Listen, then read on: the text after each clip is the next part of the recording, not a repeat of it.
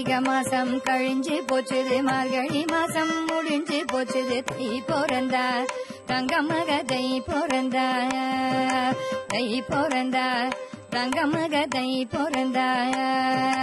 கார்த்திகை மாசம் கழிஞ்சு போச்சுது, மார்கழி மாசம் முடிஞ்சு போச்சுது, தை பிறந்தா தங்கமக தை பிறந்தா, தை பிறந்தா தங்கமக தை பிறந்தா.